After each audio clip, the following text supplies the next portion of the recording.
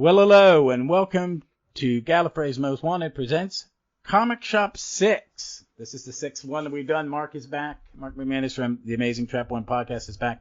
And we're going to move away from Titan, and we're going to cover a story we both love. It is probably one of my favorite Panini, Titan, Marvel, whatever you want to call Marvel magazine.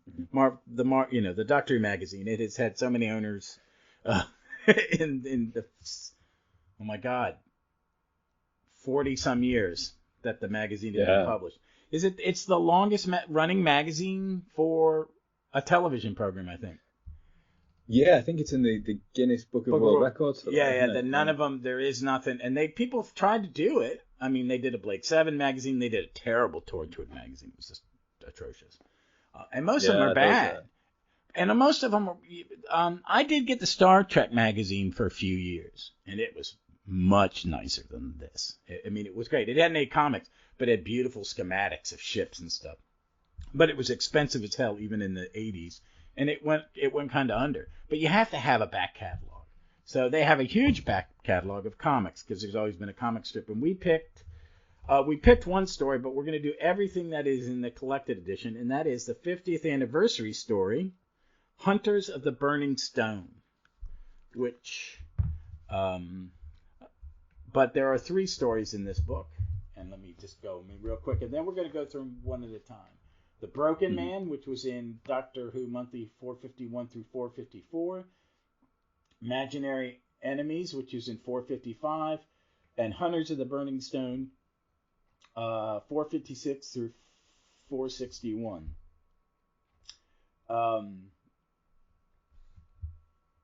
Excuse me. But a lot of fun stuff. If you're, I follow Scott Gray on Twitter, who works on some of these, and I bought some of his signed when he was selling stuff during the pandemic. Because do you have all these in collection, or do you just have or do you pick and choose?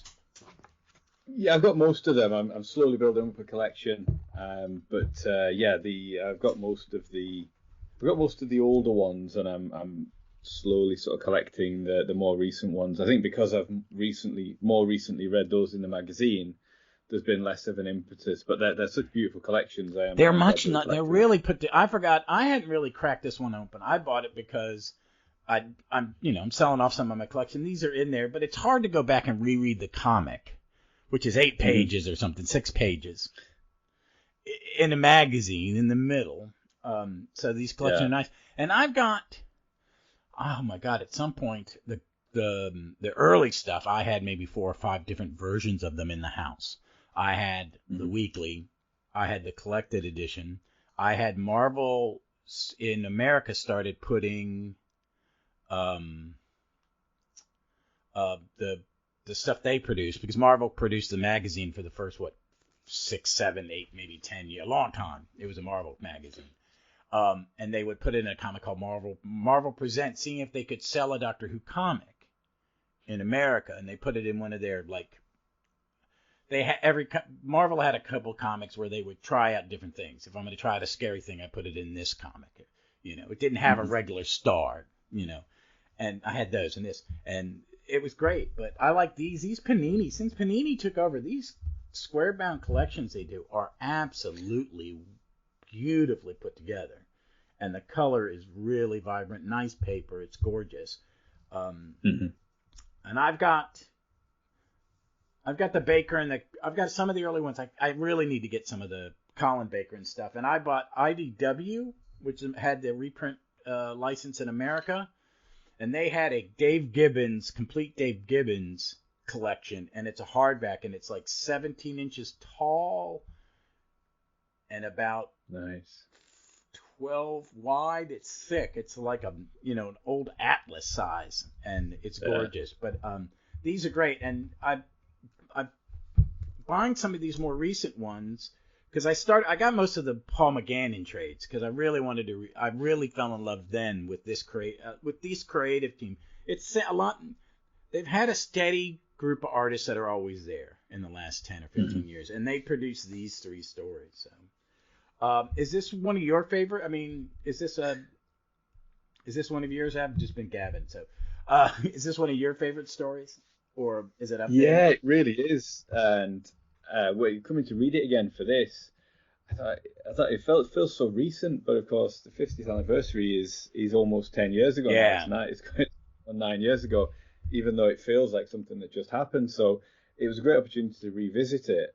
As I say, the reason I haven't got some of the 21st century Doctor collections is because it feels like I've only read them recently, but it really isn't. So collecting them like this is a great opportunity to reread them, as you say, without pulling out like 20 different copies of the magazine.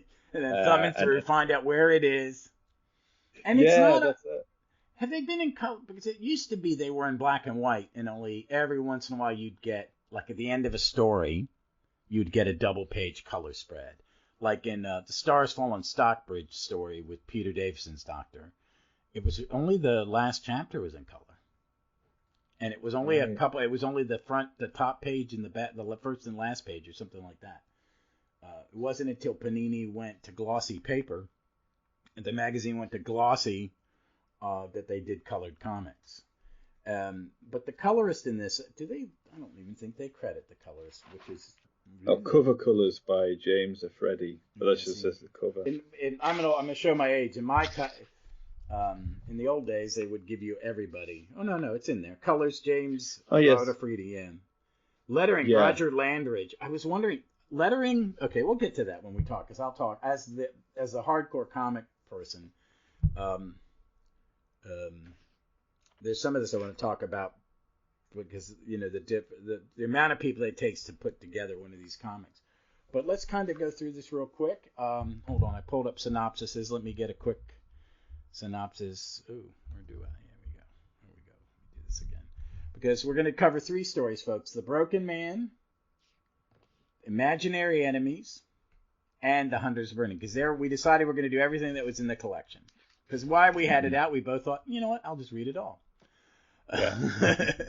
And there are threads that run through all 3 stories. Yeah, I think that's big on the editor, on who, I think it's Scott. Is Scott I don't know what Scott does because he's on some of these, but it's he's more a writer. Yeah, but he's an artist. He's an artist, but he writes these and draws them, isn't it?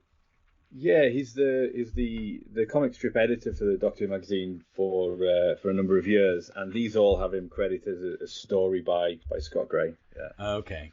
Yeah, I bought some of his art, and I know you've got some of his art up on your wall too.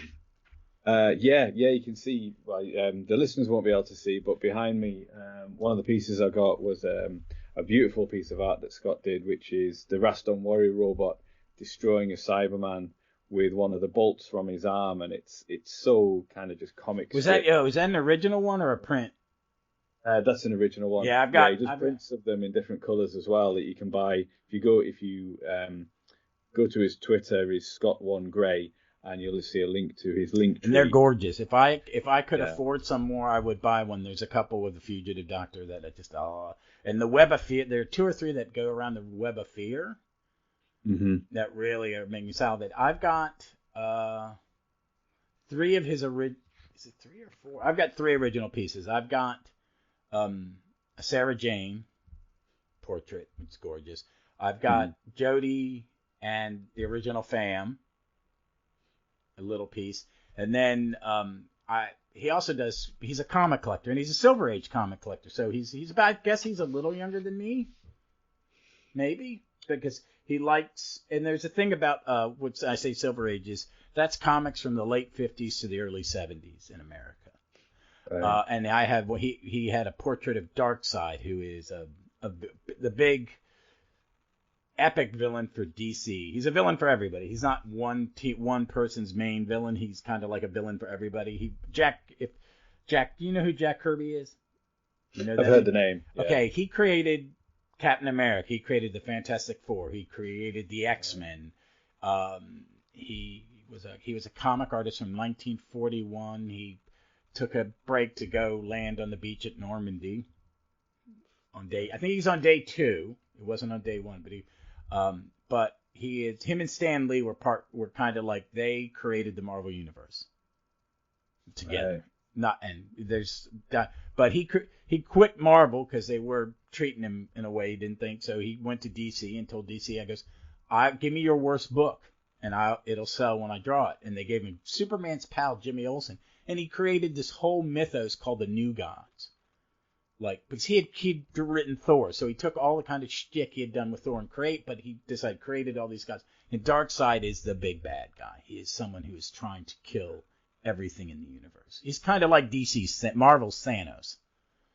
Right. He's kind of like their version. But I have a beautiful portrait of of Darkseid's head, and I love him as a character. So it was like I saw that, and I was like, oh shit, yeah. Cool. That's hanging up. I've got like a comic book wall and a Doctor Who wall in my office with original art. The other two pieces that I've got by Scott is I've got a portrait of the Brigadier. I think from Ambassadors of Death that Scott do, which is an original one, and a Sylvester McCoy one.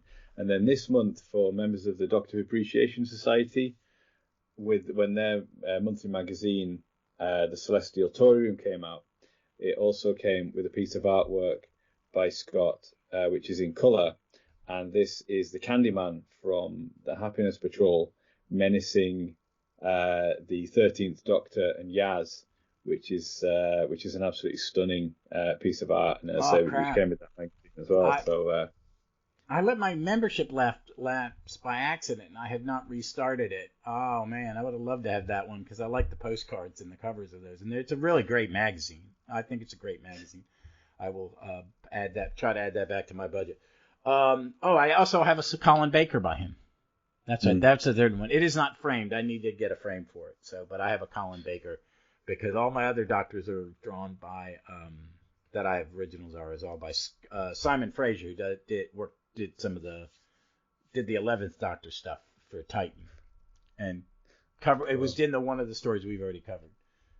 So, but let's get started with the Broken Man is the first one, and this one was the one when I went back and reread it, I forgot how good this story was and how good because that's a part of an ongoing arc.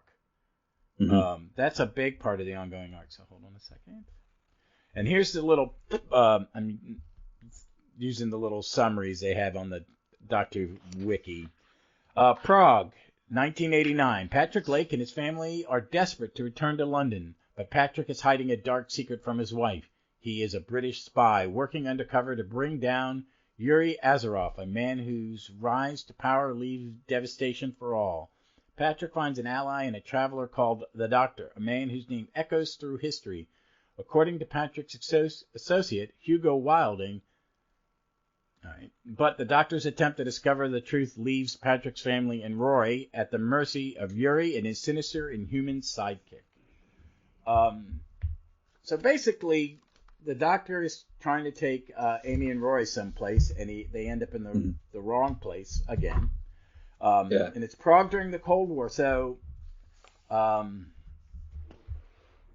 this kind of sparked memories because I was an adult and the Cold War is still going on. So I don't know how I'm in 1989. I was 25 years old. So I was 10. So I think. So you have some memory. Do you have some memory of the Cold War? Yeah, this is one of the earliest news stories that I think I became aware of was the Berlin Wall falling. Yeah. There's that, and there's Nelson Mandela being freed. That it was around that same sort of time, I think, or slightly later, that I can remember. First world events that kind of sink into your brain. Yeah, that you're at the age where you start to pay attention. I think you're not just waiting for the news to finish so that you can watch kids TV or something. That you start to absorb it and realize the significance of it. Yeah. Yeah, mine was, and I thought about this because I'm a Cold War kid, and a lot of my early fiction and science fiction and stuff it's really Cold War influence, and this was so huge. And I like spy movies. And I think I like spy movies more because they were so good during the Cold War because you had a really specific enemy. And, but I also like it has something to do with that Eastern European post-World War II after effects of the Holocaust like with the Gollum story, because the monster's a Gollum. Mm-hmm. And that's in a lot of comics in this era, in the 60s and 50s, because a lot of American comic artists were Jewish. There was a large number. Siegel and Schuster, who created Superman, were Jewish. Stan Lee, Jack Kirby were Jewish. If you've ever heard of a book, Cavalier and Clay, Michael Campbell tells a story about being a comic creator, is that the American superhero comic is the Jewish immigrant story. So there was always a little bit of, and every comic had like a Gollum character, and this kind of touched that stone to where someone turns a Gollum, which you'd be protecting someone, because that's the thing. It's a clay statue, and you put a scroll in its mouth, and it comes to life. So I thought that was cool, and how, and in the Soviet Union, all religion was banned. Mm-hmm. So I thought that was I like these kind of aspects. There's even a Hammer movie about a Gollum, and I think Patrick Troughton's in that one. Ah, right. He made maybe I think that's the one he's in. He's in more than one. But I loved it, and I thought it was a great story. It had good characters, and beautiful art. What about this one jumped out at you? Yeah, I think it wasn't one that I could remember very well, but I think what occurred to me when I read it this time, because I haven't read it since probably this collection came out, which was 2013, not long after the anniversary, or maybe 2014. Reading it again, that one of the really early frames, where the title is, I immediately recognised it, because since this came out, I visited Prague I think it was about February 2018, I think. Okay. So it's different reading it this time, having been there, because the that shot, or that frame where it says the Broken Man Part 1, I immediately recognised it as the Charles Bridge, which is a big tourist thing in Prague. It's sort of, it crosses the river and joins the two parts of the city, but is a bit of a tourist attraction itself, because it has statues lining each side, which you can see there. And if there's any movies that are set in Prague, there's always be some scenes on that bridge. So like in Spider-Man Far From Home, where Peter Parker and his classmates are on that sort of European trip, I think they're on the bridge when he tells MJ that he's Spider-Man. So it's quite a significant scene in that film, and I'm pretty sure that's filmed on that bridge as well. And the Gollum stuff, having visited Prague, you learn a bit about that there as well. So it was something I'm more aware of again now, of the legends of the Gollum. So when you go to Prague, it's part of the tourist part of Prague is their Jewish history and post World War II stuff. Yeah, there's a Jewish quarter to the city which you can visit, which is really beautiful. And then because usually when I go somewhere, I do read around it a bit as well, whether it's even just a Lonely Planet guide or just reading on the internet around the place, and that sort of the Gollum stuff does come up there. The thing that occurred to me this time, and maybe this is having the 50th anniversary in mind as well, where in series 7B you've got the Great Intelligence as the overarching villain, is that when they realise that that this henchman is a golem and not a robot, as the Doctor assumes, they talk about it having a sphere in its chest, which I think is a bit of misdirection, because it maybe makes you think of the Yeti, doesn't it? Where they've got the control spheres, and I thought, is this going to tie into, because I couldn't remember the story, is this going to tie into the Great Intelligence?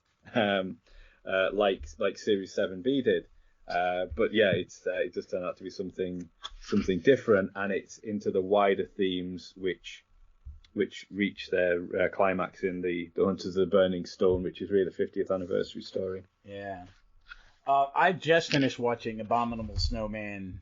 I got my Steelbox a couple days ago, and I finally got to sit down and watch it, and I just watched the color version and the amazing documentary, Troughton in Tibet, which I just sat there watching, going, I want to go to Sidonia, because it's just I would go, go down there and take a walk, It'd be so beautiful.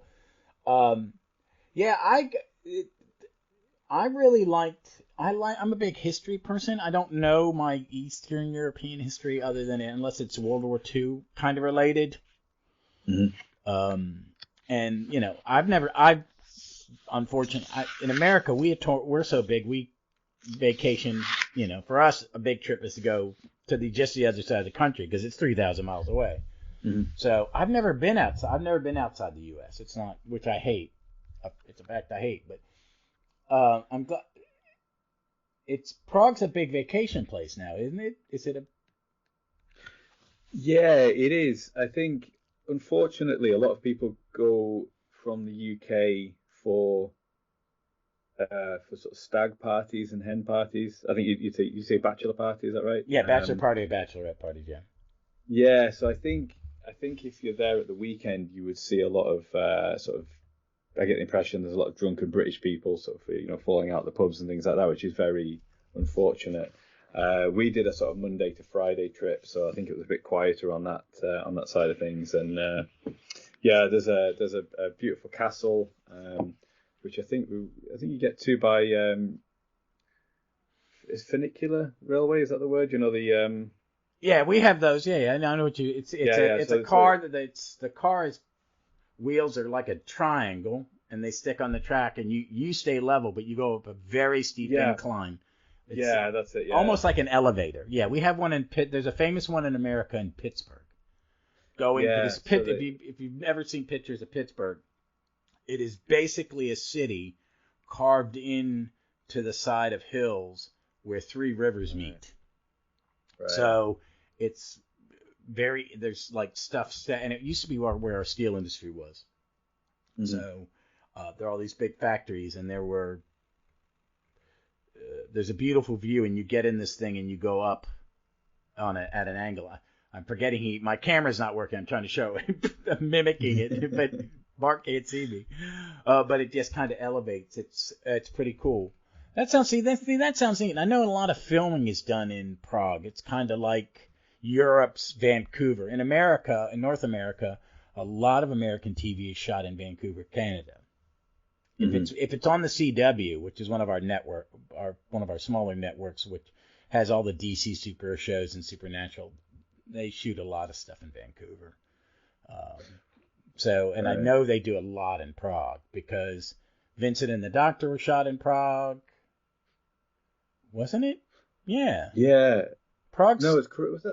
Croatia. That was Croatia. Croatia, yeah, I think so, yeah. Yeah. Yeah, but I know bits of Casino Royale because there was a library we visited, and I think we went in and we bought a ticket, and they said it's I can't remember the price, but it was a slightly higher price if you want to take photos. And we said, well, we're not really bothered about taking photos. We just like to see it. And then we're inside. I immediately recognised it as a scene from Casino Royale, and oh no, I wanted to take photos. But this story was so good. I said I was going to talk about how comics are put together. I'm going to do that at the end. But what did you think about the characterizations of Amy, the Doctor, and Roy in this story? Even though Roy doesn't have as much to do as, okay, I guess he does. He gets to throw a punch or two. Do you think they capture Matt Smith and his crew pretty well? Yeah, I think so. I think there's some especially early on when they just arrived and there's that sort of holiday vibe, and they're talking about the Doctor as if he's a tour guide that they've just hired, and this sort of thing. Well, that we've immediately ended up in trouble again as soon as we've arrived, and you get that impression. I think that Amy's the more experienced TARDIS traveller. She's because there's a poster. And she says to Roy, you've got to wait a moment for the TARDIS translation circuit to kick in and that type of thing. Okay. I think, I think all that sort of side of it works really well. And this is the only story in the collection where you've got the three of them together as well, isn't it? Because the next one is a Dr. Light story. Mm-hmm. And has a different creative team. Yeah, I think they're all written by Scott, aren't they? They're all written by Scott, but I think it's that there's two different artists. There's two different artists. One is,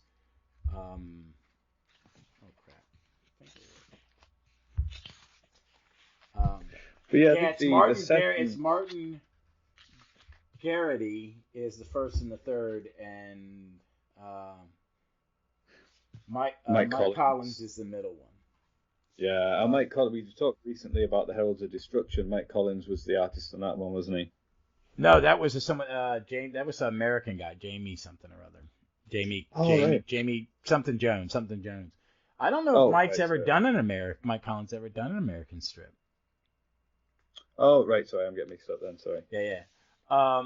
I love the art. I'm a huge fan of Martin Garrity, not only for his comics, but he did some of the BBC Big Finish character designs for the animation. Abominable Snowman's one of his, as is Oh, cool. Fury of the Right. Deep. Yeah, that's why it's so good. I know some people get frustrated with the animation is that they think they take too many liberties, and I think it's like no, they're just allowing the people doing it to use their artistic ability and to have some take on it. And I'm a huge fan of all the animation, most of the animation. There's some of the early ones are a little don't hold up, but I like his character designs and I love his art. And I like the characters. All the bad guys are fully formed.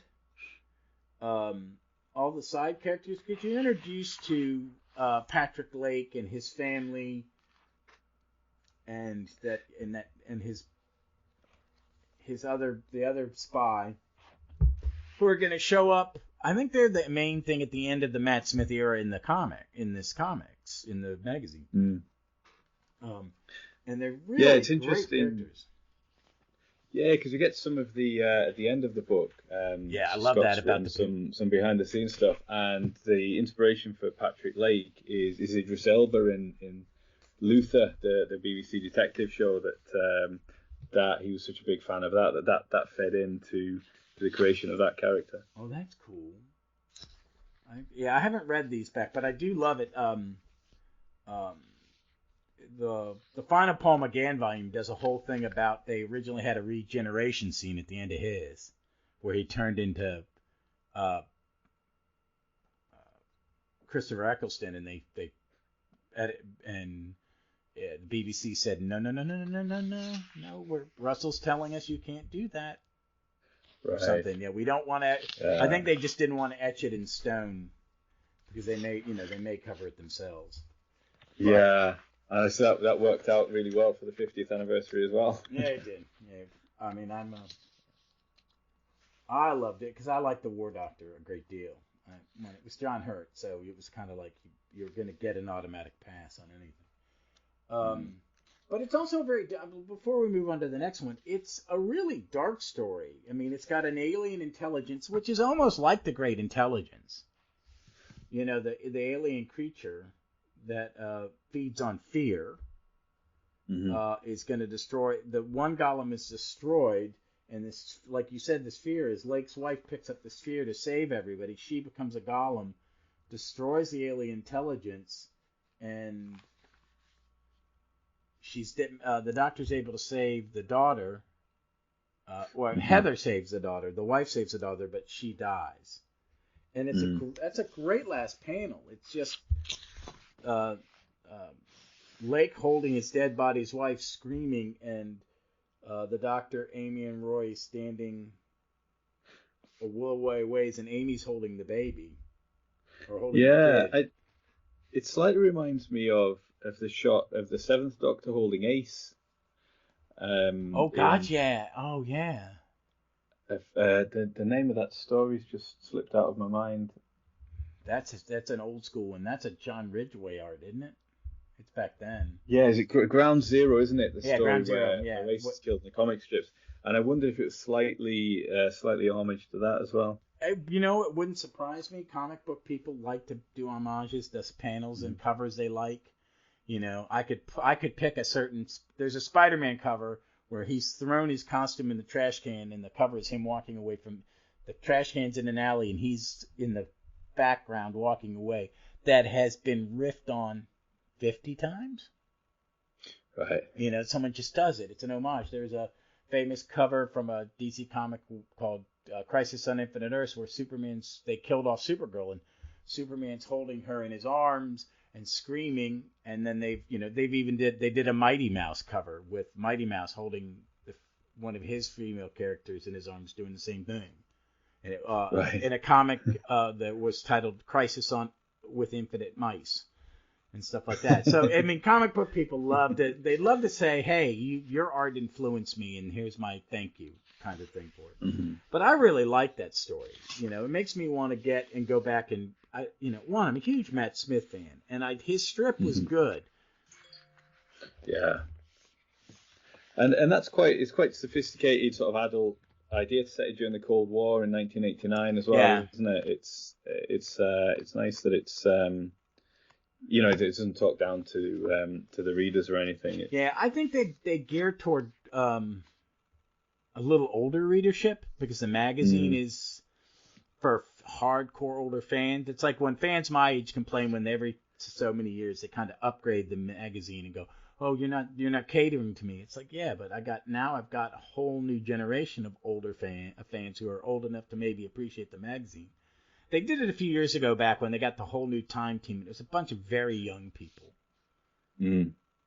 And I think at this time the Doctor Who Adventures would have been being published as well, wasn't it? Which was the sort of sister publication that was aimed at they did. They did a kids and then an adult. So this comic strip in this is much more for an older audience. But I think it's teen. I mean, if you gave it to a 6-year-old, they're not going to get anything out of it, except it's pretty and it's probably a little scary. But if you get someone who's like a tween and up, a tween and up would get it, and it's. As in all good Doctor Who, is set in an historical setting, and maybe it'll make them go Google it and learn something. Yeah. Because I don't think I think they treat the historical settings very well in I think Scott and the people around it, they're doing their research.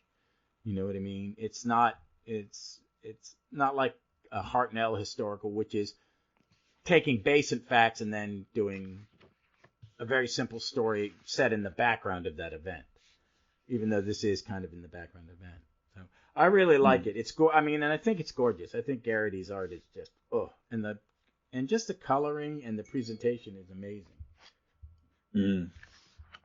Yeah, it looks stunning, and it sets up characters that are going to reappear as well, which is not obvious. I think reading this that the significance of some of the characters, so that it is a surprise when they reappear in the Hunters of the Burning Stone as well. Yeah. So let's move on to the next one, Imaginary Enemies. This is by Scott Gray. Story by Scott Gray. Pencils by Mike Collins. Inks by David Roach. Colors James Offredi. Lettering Roger Langridge. And it's just a flashback to when Roy and Amy are little kids, and Mel's around, Melody. Mm-hmm. Which by this point we knew is River before regeneration, and they battle the Krampus, and an evil mirror. In recent years there's been a lot of Christmas stories, like in the Big Finish has done a handful. There's a great one for Colin Baker. There's a great one not during Stranded, but the series before Stranded with the Eighth Doctor, the Ravenous. The Ravenous, that was a Krampus story, wasn't it? Yeah, it was really. I think that's one of my favorite Eighth Doctor stories. Me too. I really love that one. I love that one. I think that and The Lady in Red in the box set here are my two favorite single issue episode ones. But the Christmas ones are great, and the Colin Baker Christmas one's great too. Blood on Santa's Claw, isn't it? Yeah, it's a lot of fun. That's terrific. And I would also add to that list Elizabeth Miles. Is it the Grey Man of the Mountain? Is it called? Yes. The Seventh Doctor. Is that set at Christmas? Those are my Christmas playlist ones now. I'd put those on my phone to listen to over Christmas, definitely. Yeah. Oh yeah. Oh god, I love all three of those. The Grey Man on the Mountain is so good. And John Colshaw's Brigadier is awesome. He's very good at differentiating between the younger Brigadier and the older Brigadier, isn't he? So you hear him in the Third Doctor Adventures, or recently the Beyond the War Games box set, and he's playing the young brigadier, but then the older brigadier, when he meets McCoy or Eccleston, there's a real difference to his voice. It's really skilled. Amazing what he can do. I wish I could lived in England. He's doing a show where he's playing Les Dawson, a one-man show where I would make sure I saw that, because I discovered Les Dawson during the pandemic in a British camp comedian and 70s comedian rabbit hole on YouTube, and I went, man, that is an incredibly smart man. Yeah. Being very silly, but there's so much, he just, I think I probably want to, I like to see comedians to see how they differentiate themselves from others, their shtick or their style, so I'd love to see Coleshaw do that, because I know he'll do it. He'll do Les Dawson right, and it'll be amazing. But back to this, it's just a great, fun little story. There are monsters in it.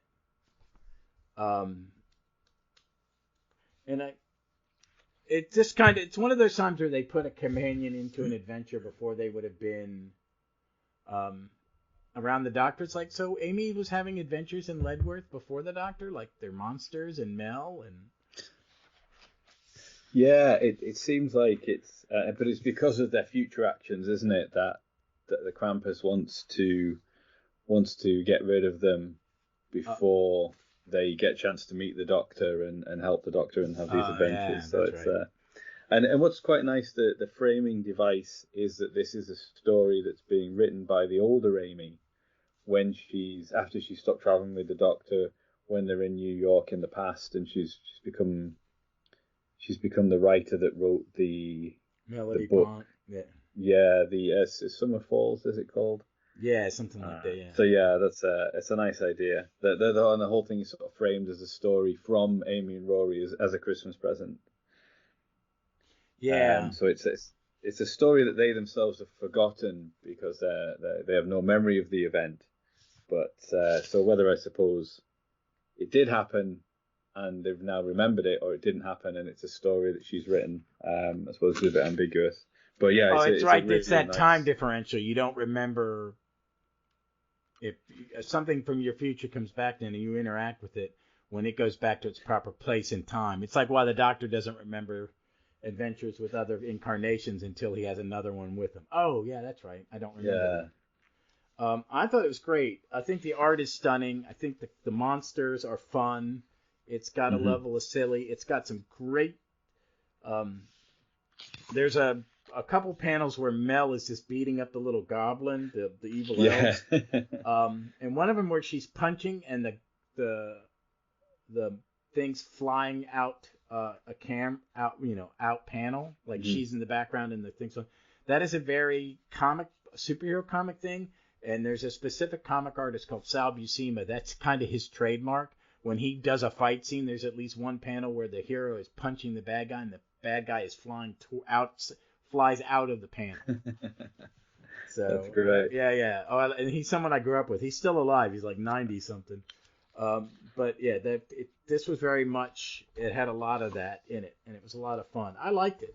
And I will say this: the final panel, which shows Amy and Roy's life in snapshots after they get thrown back to the past and never see the Doctor again, I love it. Yeah, it's quite moving, isn't it? Because you see them at all different ages.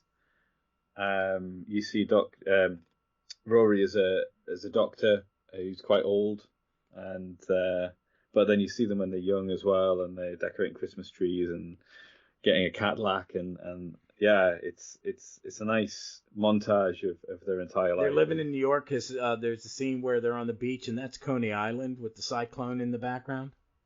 Ah, right. Yeah, they're in New York, and that's the bridge where she's making the snowman with the fez. That's the bridge they ran over in Angels Take Manhattan, right there in Central. That's in Central Park. Right. So, of course. Yeah.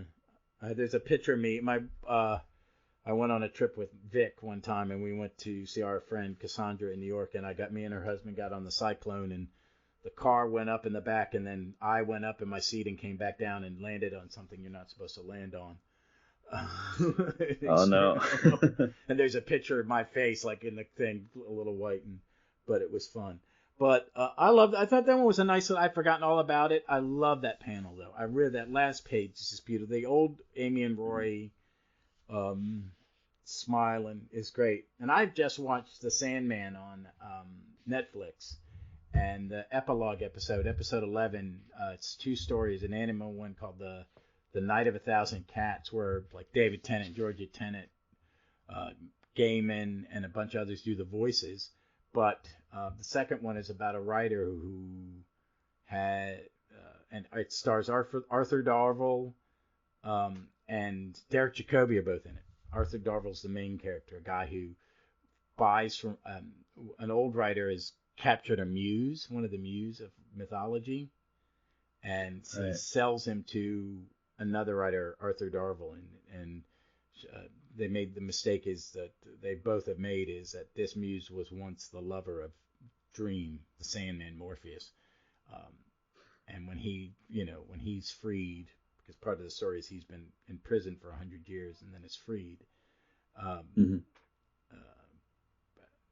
he enacts revenge, and Arthur Darvill is so good in it. So I need to watch that. I haven't started that yet, but I've heard nothing but good things about it. I've never read the comic, and I feel like a bad comic fan. I never read the comic because I thought it'd be a little too fantasy for me, which is not my wheelhouse.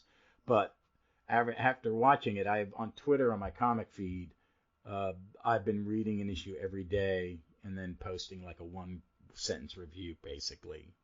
And I'm up to issue 7, and it's absolutely the comic's a masterpiece. I'm gonna read the whole run. It's only 78 issues and maybe 10 spin-off things. Well worth it. And the show is incredibly true to it, but also is being interpreted in another medium. You know what I mean? Where there are changes because you swapped mediums. It's kind of like when they do Doctor Who in comics. I like it when a Doctor Who comic is true to the era that it's representing, because every era is different, so you got to kind of be true to it. But you're also using aspects of the medium, the comic medium, that allow you to do things that you wouldn't do in the real one. Like, your budget is infinite. You know, it's like in the audios, because when you listen to Big Finish, you get to imagine what everything looks like. So mine is pretty much always like on a Marvel movie budget, maybe high-end Doctor Who. I mean, if I'm listening to an older one, it's more on like a Bond, like a 60s or 70s Kirby Rock, a Bond movie thing. So it's that's what I like about it. So now we're on to the one the reason we decided to cover this is because I brought up the idea, and we both agreed, it's the Hunters of the Burning Sun, which was the 50th anniversary special for the magazine. And I absolutely love this. It's story Scott Gray, pencils Martin Garrity, inks David A. Roach, colors James Offredi, lettering Roger Langridge. Basically, I didn't do the synopsis for the other one, but let me go back. I'm going to find the little synopsis for this one, because basically the synopsis for the other one was Amy, Roy, and Melody battle the Krampus. This is a pretty in-depth story. It took 5 issues to tell it. It's basically the Doctor is on an adventure, and he's at the beginning he's discovered a Sontaran ship which has been hijacked by some aliens, and they've killed all the Sontarans, so he's sort of bringing them to justice, isn't he? And and there's this he interacts with this one alien, and then there is this other alien who says she's buying medical supplies, but you then end up that it's all a hologram, and she's this person in futuristic armor, and she's trying to steal this box, this giant. It looks like the Pandorica. Yeah, that was my first thought as well on rereading it. Yeah, it was very Pandorica-y. And then these aliens who say they're the Hunters of the Burning Stone, and they're looking for that device, which is the Burning Stone. And the Doctor he's messing with it, and he touches it, and he there's something inside, so he can walk through the wall. And when he does, the cliffhanger to the first issue, he walks straight out of the box into a classroom in Coal Hill School, and there are Ian and Barbara. And when I read this the first time, flipped out. Because I didn't know it was coming.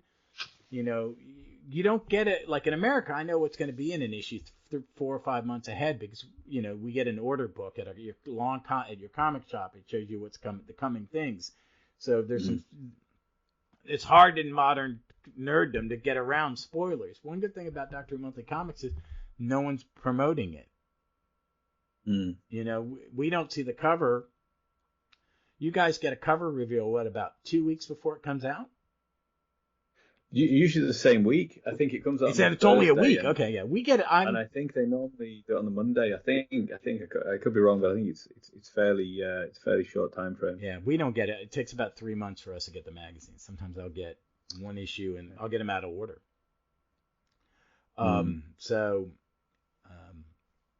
But what did you think when you saw that? Yeah, I vividly remember the cliffhanger it's going on 9 years ago now. It's wonderful, isn't it? That he steps through and it's Ian and Barbara in the classroom in Coal Hill School. It's a parents' evening, I think, something like that. And they and they think he's a parent or another teacher. Yeah, absolutely fantastic, and they're so well drawn as well. You almost don't need the introduction. I think it's a great way of celebrating the 50th anniversary is to take it right back to the start, and as the story goes on you realize it is literally right back to the start because the whole thing hinges on the events of an unearthly child. It's kind of 4-part story. Yeah, they're really inside the box. That the whole school thing is a trick. They've been captured. And they're inside that box with him. That the school was an illusion. Memories of the Doctor have been erased as well. And he draws the TARDIS, and they have this great thing where they grab each other, and they're saying, Ian goes, Marinus, Scaro, Vortis, the Censor, the Daleks, and the Thals, and then she goes, Susan, Vicky, Saladin, Napoleon, and Kubla Khan, and the Doctor. But they don't think he's the Doctor. No, it's interesting that it's a bit like Ben and Polly in The Power of the Daleks, isn't it? In that I think Barbara believes it sooner than Ian does, just as Polly was more accepting than Ben in Power of the Daleks. But I think the rationale here, which I really like, is Ian's a scientist. He needs evidence to support the theory that it's the Doctor. Yeah.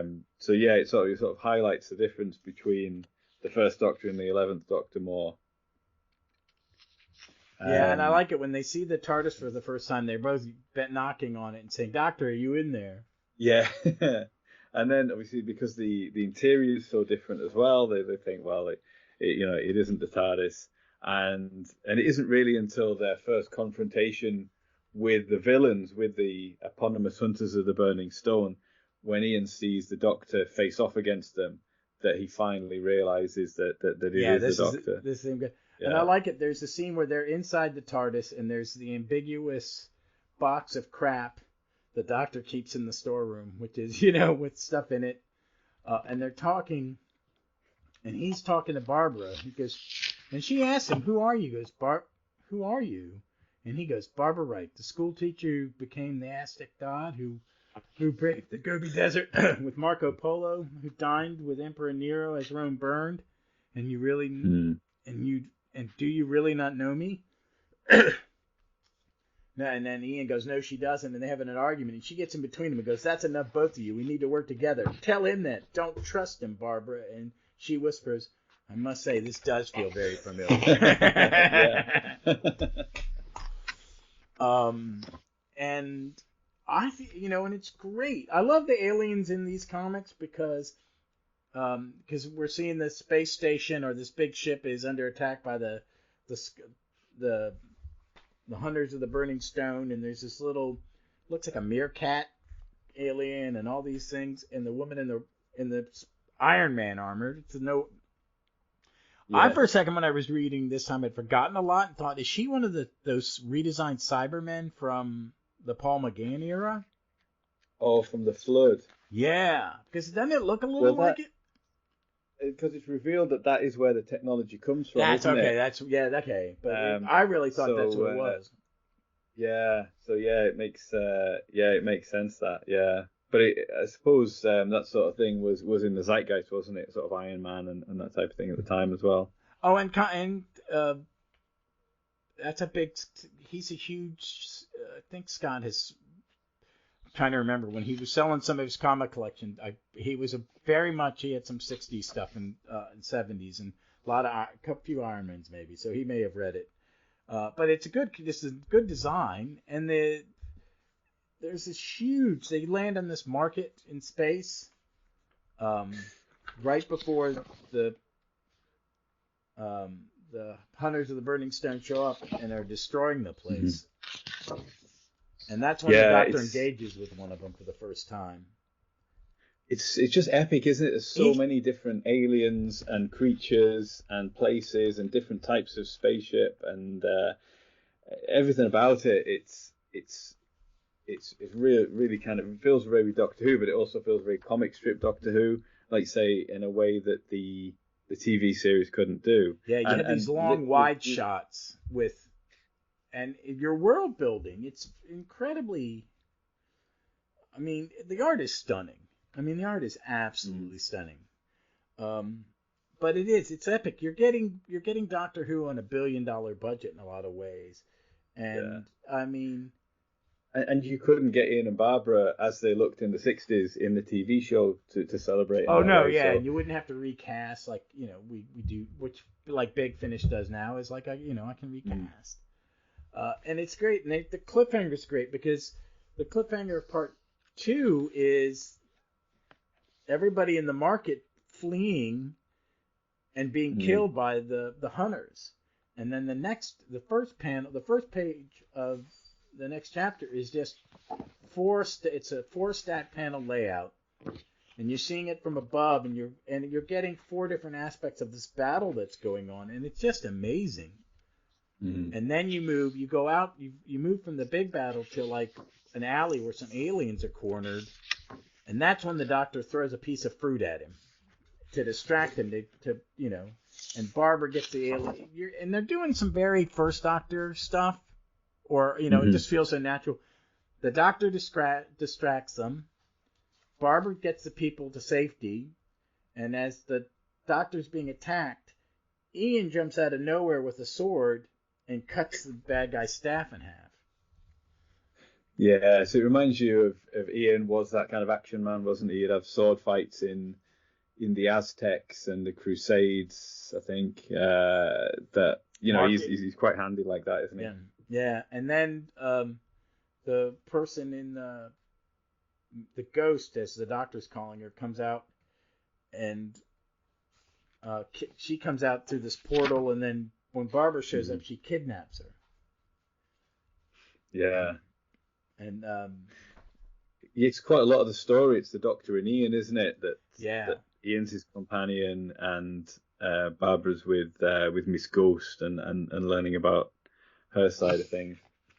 Yeah, and that's when they meet the gift bearers, the teachers, the shapers. They're the Prometheans, who are the ones that we're going to find out. The hunters wear the psychic metal, but you're coated in that stuff. All the devices, the belief engine, the gauntlet, the ziggurat, they're all your designs. Am I right? And they're like, yes.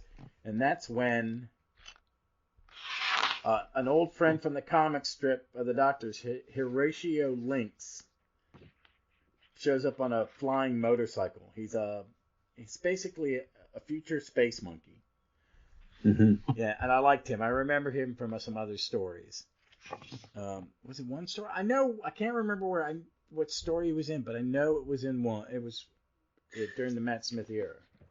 Yeah, he looked familiar, but I haven't read some of the others for a while. He was introduced in the Cornucopia caper.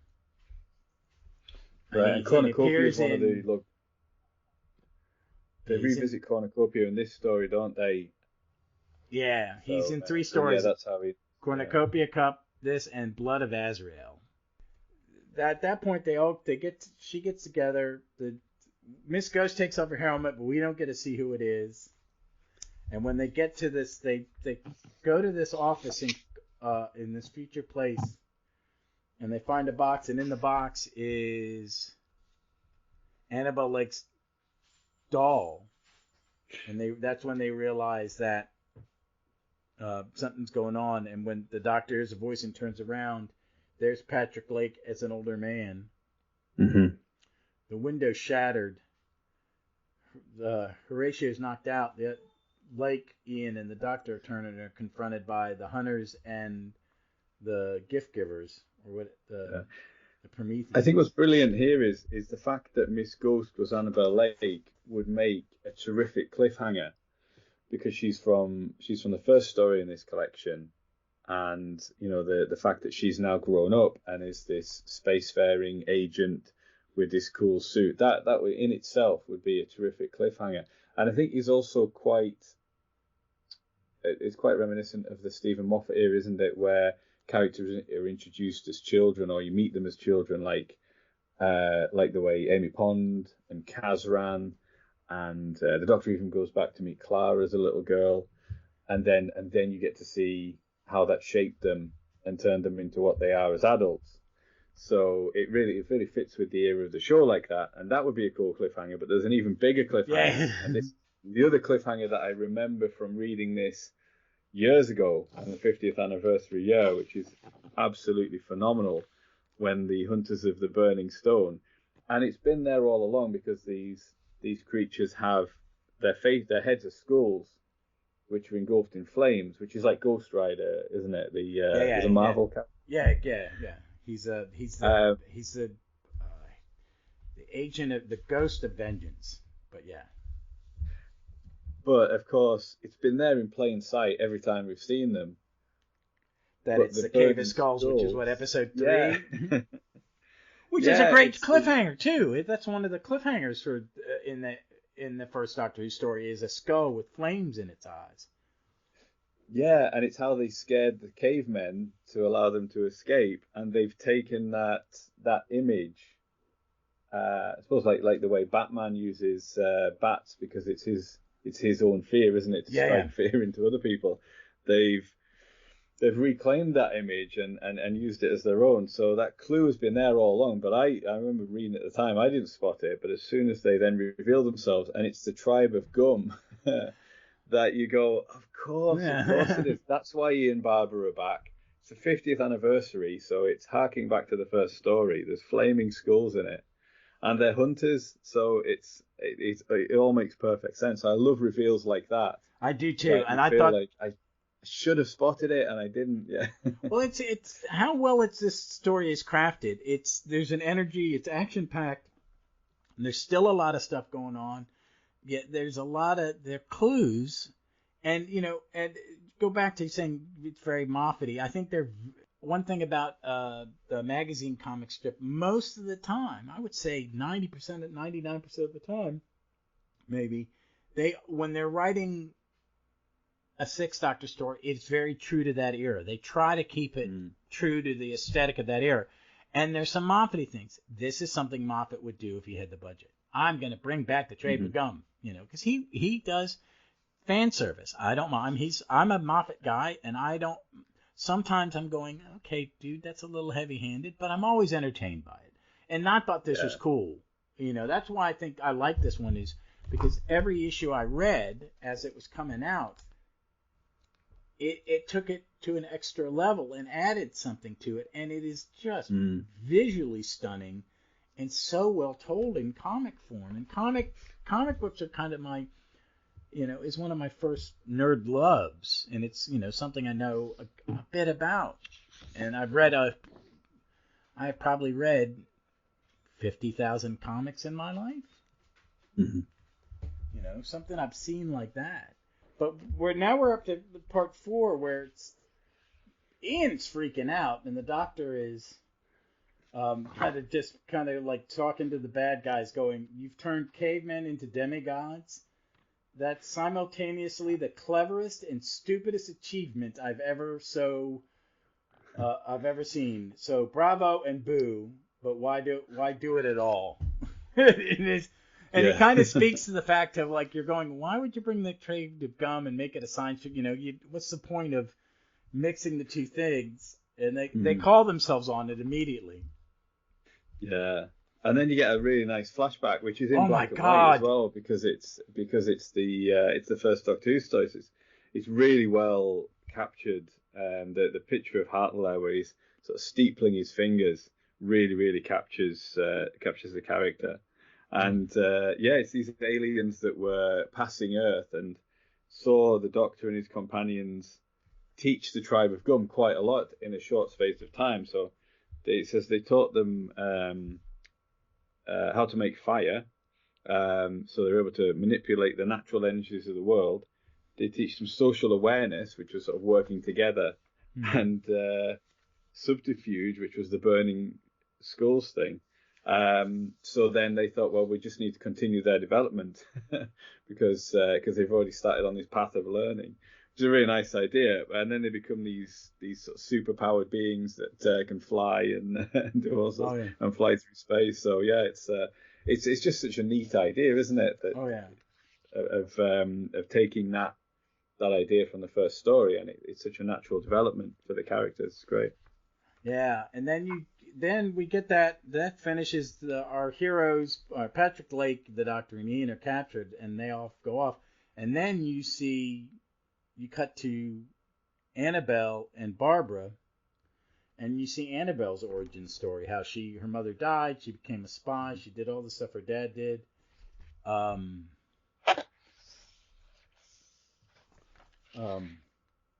And she had a target. And the Barbara and Doctor wake up there in M16, an old M16 headquarters at Vauxhall Cross. Okay, and this is from the Flood.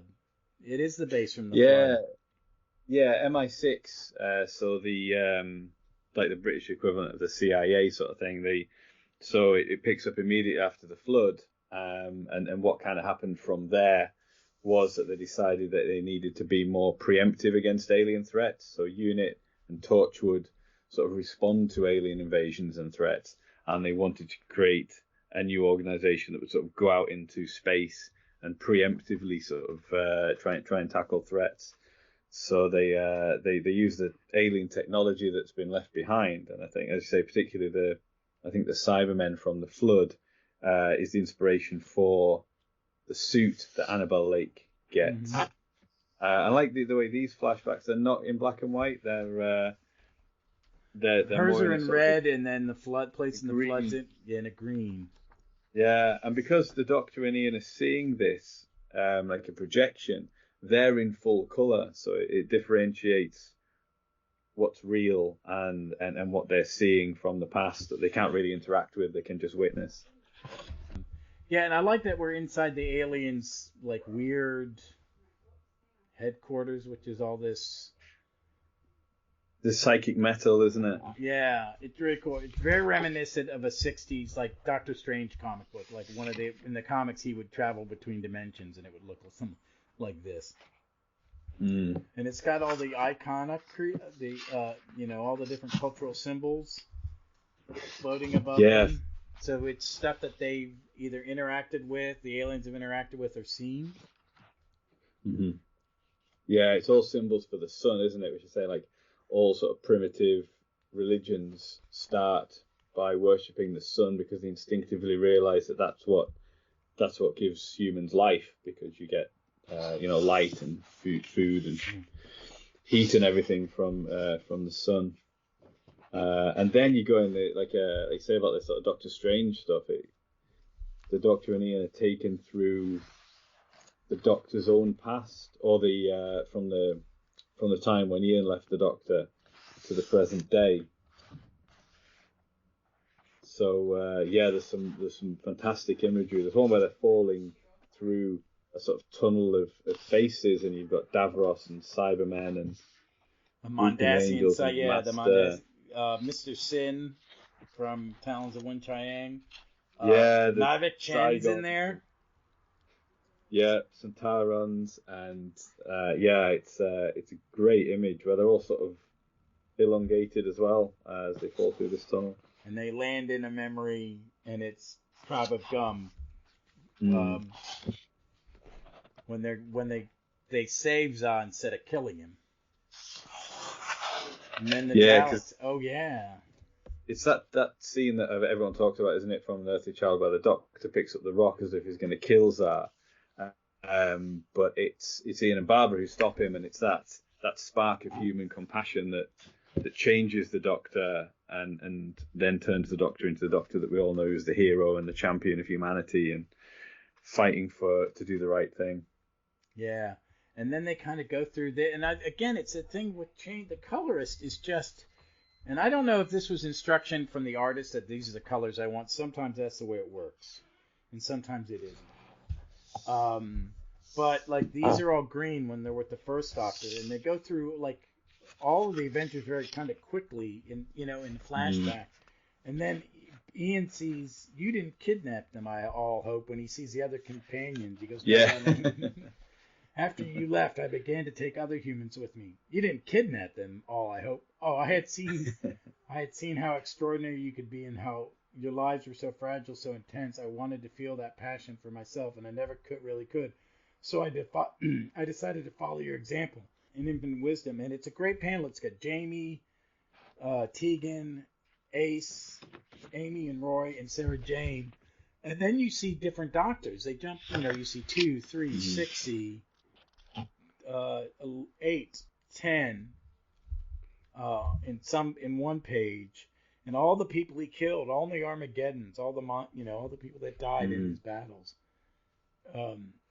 There's underlying guilt, isn't there, of the Doctor that,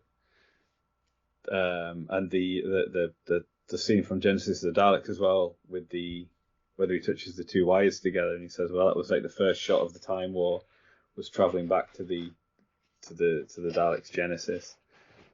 And then the bottom, and underneath that is that's a great panel. And underneath is Ian goes, is that all you can see? Because I'm looking at so much more than just death. I'm whispering bravery beyond measure. I see a man who never gives up or never stops helping, even when it costs him everything. And it's just, and then he continues on the next page. Ian's going, you're a legend, all right?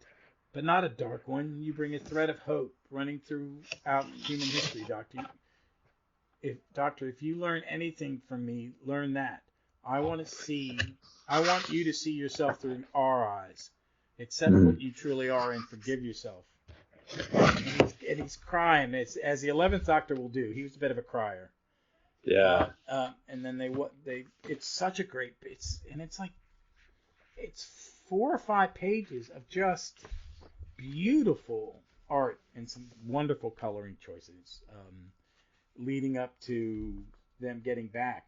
I like that the ship that the aliens are in are just the same as their symbol. It's just a giant image of the sun.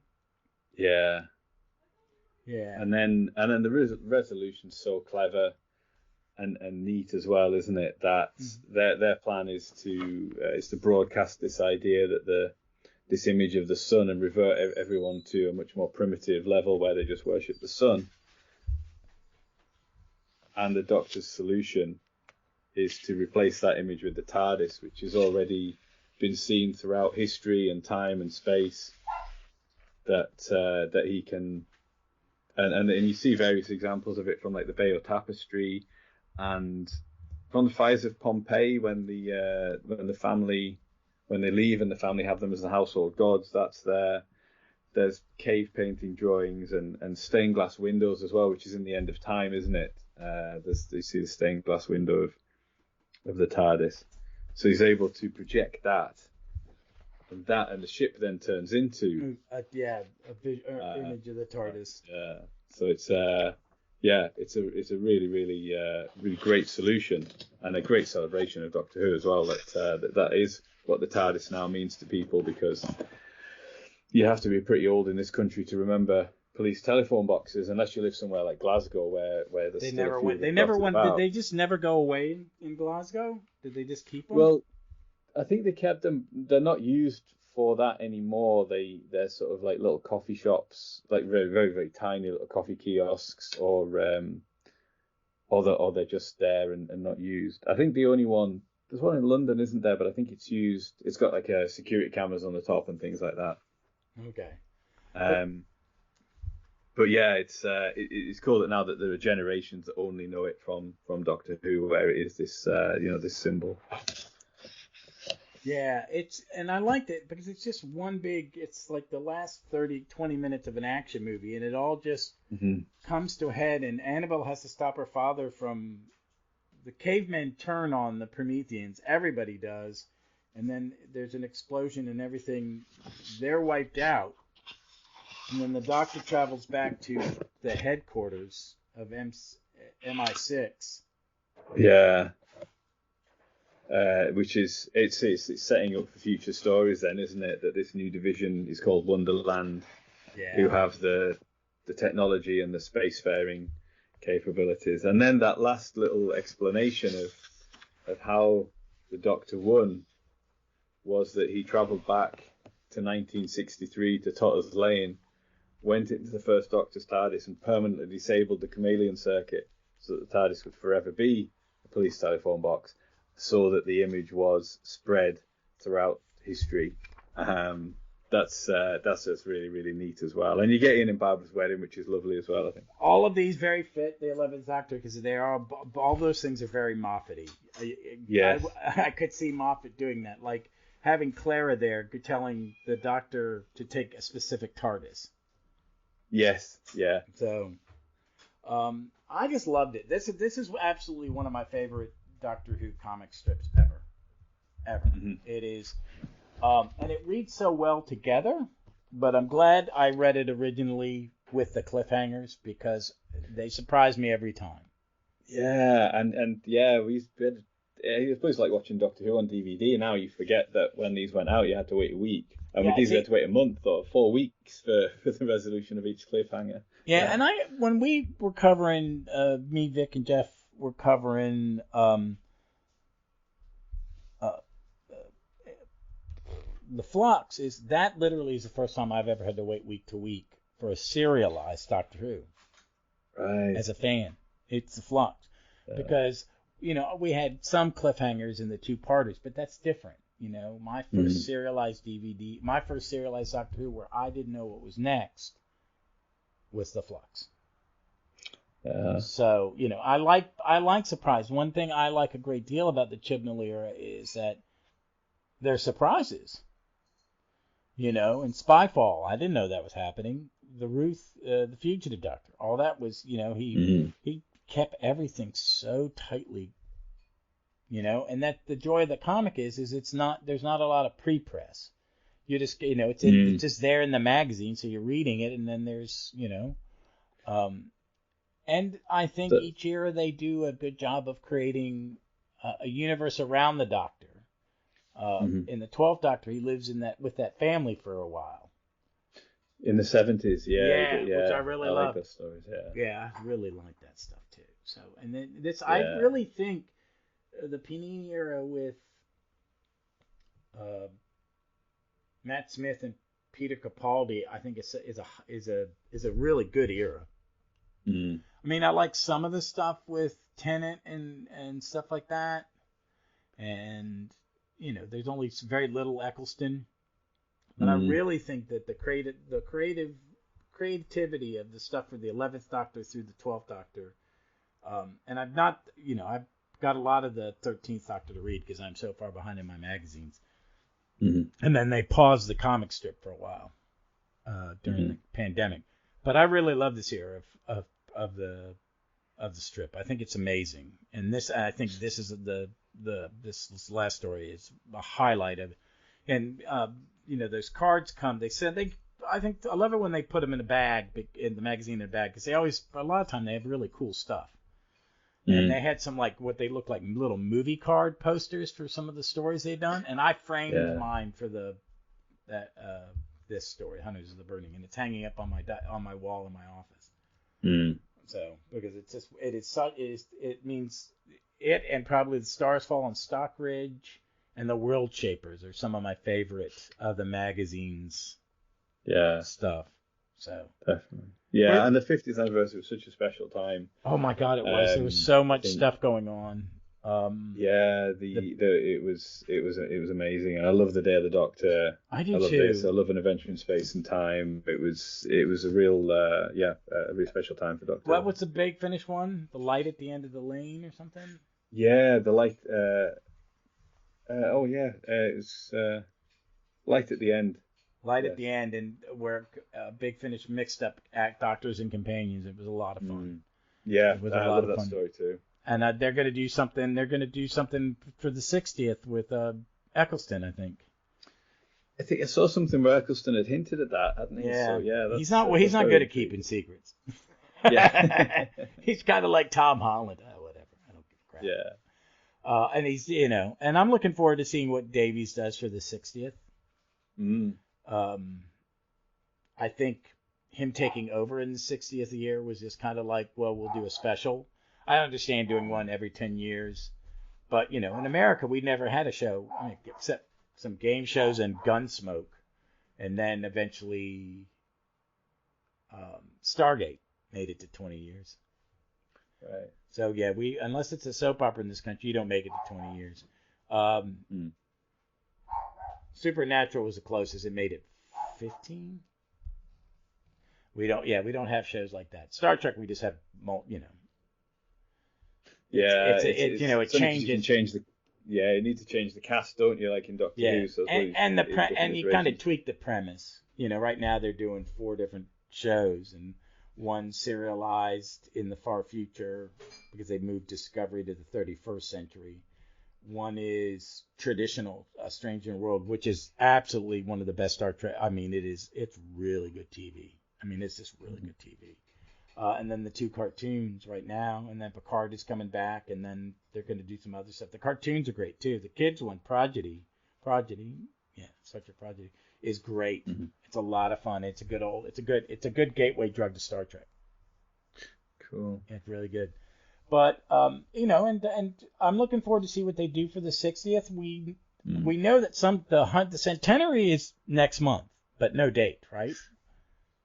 No, I don't think there's a date yet. Obviously the title's been released in the new Doctor Who magazine. Yeah, and Twitter went whatever. God Almighty. I can imagine. No, they did. They really went crazy. People like, it's a terrible title. It's so blah blah blah. It's like you're just going to complain about her era to complain. It's just a title. Well, they use the power of it. It's like it's Doctor Who. It's a perfectly Doctor Who-y title. Yeah. So I'm looking to see what that's going. I'm really looking forward to that because you got Ace and Tegan and Kate and the Master. I'm very excited. Yeah. I am too, and I'm excited to see what Davies has learned as a storyteller because he was great before, but it's been 15 years or whatever, and he's that good. I'm looking forward to see what they do. It will be interesting to say the least. But I like to see what they do, other things that they do for the anniversary, because him and Julie Gardner and Jane Tranter and Phil Collins, and they know that they got a market. They're better showmen. I think Davies has a little more John Nathan Turner than any of the modern producers. He understands it. It's like, yes, you have to. You got to talk about stuff. So I'm looking forward to it. But this was a great 50th anniversary story. I think it was one of the highlights of that era because I think my interest in Doctor Who was peaked during that year, even more so that I was reading a lot more stuff, and I was just everything I digested that year was really Doctor Who. I mean, I was getting my comics, but I was just rewatching, I think I did a modern rewatch in the weeks up to it coming out. I just watched everything leading up to it to where the day or two before it aired, Dead Doctor aired, I watched the everything, and then that little mini episode dropped, and I lost my mind. Yeah. Yeah. See, that's there was such good stuff because that mini episode was like, please, do an 8th Doctor TV series. Why not? I mean, McGann works all the time. He's not going to say no to a paycheck. No. And then maybe with Bad Wolf Productions, maybe they're going to do spin-off stuff. I think they want to, when he says he wants to do Marvel and Star Wars, I don't think he means he wants to mimic them 100%. I think he wants to create a production company that is putting out more than one shared product. Universe. Yeah, shared universe stuff, But spin-offs good. I mean, and, don't do Torchwood. You're not going to be able to do Torchwood with Berryman, I don't think. Mm-hmm. But there's other stuff you could do. You could do a Fugitive Doctor story. You could do, little mini things like Marvel does. Like me and my wife are watching She-Hulk, and it's very different. And each one's very different. WandaVision is, 8 episodes about grief, and people and someone fighting grieving. And She-Hulk's a comedy. What can you do? I mean, Star Trek does it. One of the Star Trek shows, Lower Decks, is a comedy. Mm-hmm. And a love letter to 90s Trek. And there's such a big stable of writers now from the time the 17 years that the new series has been back, that are all experienced Doctor Who writers as well, aren't they? So they can they've got a lot of talent to draw on. And you could put them each in charge of their own little thing. I mean, I'd like to see Peter McTeague. His little mini trailers for the Blu-ray sets are freaking amazing. Because the minute you see him, you're like, oh my God, I want that set. I get the Colin Baker set is coming out here in October. So when did that come out over there? You guys, 2 months ago, 3 months ago? Yeah, at least a couple of months, I think. We're about 4 months behind. We're 4 months behind. Right. It just came out in Australia, I think, this last week. Yeah, but you guys get the cardboard. You guys get the box thing. We don't. We just get the clamshell. Ah, right. The clamshell, no booklet. That's all we get. The collector sets are lovely. Yeah, I was tempted to buy the season 2 collector set, and then I thought better. I'll just wait. Mm-hmm. I'll say because it's expensive. I got the steel books starting with the reissue of Power of the Dalek, so I've got all the animated steel books, and and someone was selling the Day of the Doctor Steelbook. And I got that about a year, 2 years ago now, on sale off of eBay, which was neat because we never got the extra disc stuff here.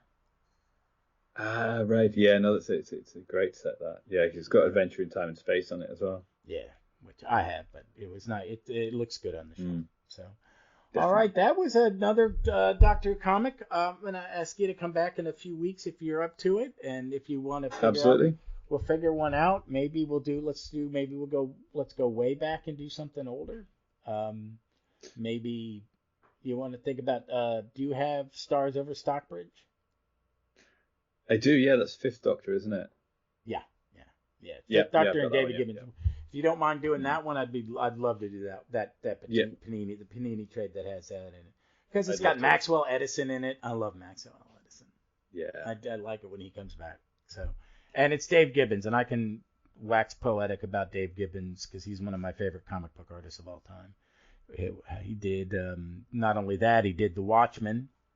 And he also did a great run on Green Lantern in the 80s, where he was the artist the first time John Stewart, the African American Green Lantern, who's in a lot of the cartoons, he was the lead of the series. They took Hal out and they made John the lead of the series for about 18 months. And he drew it, and he's just I think he's one of the greatest British cartoonists I've ever seen, and probably one of the best. I think he's one of my favorites. So. Mm-hmm. Well, Mark, what can you tell people where they can find you on the interwebs? Yeah, so on Twitter I'm at Quark McManus. So it's got Quark and Malice in there from Doctor Who, and I'm actually regularly on the Trap One podcast. We've got episodes coming up before the end of the month on the Abominable Snowmen Steelbook, which you mentioned. So there'll be a review of that, and we'll also be talking about the Celestial Toymaker, which gets a vinyl release at the end of this month. So it's a good excuse to look at that one. Yes. But okay, folks, you can find us here. Next week you'll hear me and Vic waxing poetic about Terminus. So it may not be waxing poetic. It may be us just face palming a great deal. It was, and after that we'll be doing the Apocalypse element from Big Finish, because we're doing 6E with Evelyn is what we're doing, and when we do 6th Doctor right now. So, but folks, until then, check us out, and we look forward to seeing you somewhere in time or space.